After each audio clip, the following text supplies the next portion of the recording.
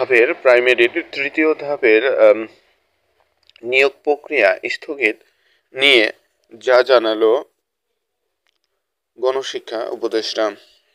প্রাথমিক ও গণশিক্ষা মন্ত্রণালয়ের উপদেষ্টা অধ্যাপক ডক্টর বিধান রঞ্জন রায় পোদ্দার বলেছেন, সরকারি প্রাথমিক বিদ্যালয়ে সহকারী শিক্ষক পদে উত্তীর্ণ ৬,৫৩১ জনকে নিয়োগপত্র দেওয়ার যে সিদ্ধান্ত হাইকোর্ট স্থগিত করেছে তার পরিপ্রেক্ষিতে আপিল করা হবে, কারণ এ নিয়োগ প্রক্রিয়া আগস্টের আগেই হয়েছে। অর্থাৎ তিনি বলতে চেয়েছেন যে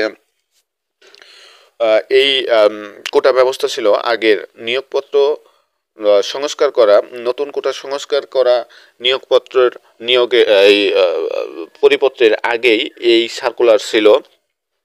তার জন্য এটা পুরাতন কোটা ব্যবস্থা বহাল রাখা হয়।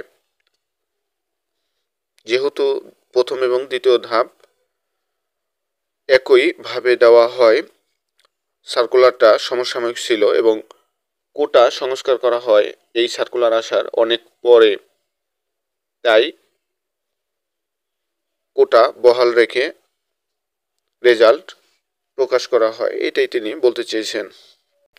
যাই হোক, উপদেষ্টা বলেন, আমরা জনপ্রশাসন মন্ত্রণালয় এবং আইন মন্ত্রণালয়ের সঙ্গে পরামর্শ করেছি, তারা মত দিয়েছেন আমাদের যে কোটা সংস্কারের প্রজ্ঞাপনটা জারি হয়েছে সেটি কার্যকর নয়, অর্থাৎ এটা আগের সার্কুলার, তার জন্য সেটা কার্যকর নয়।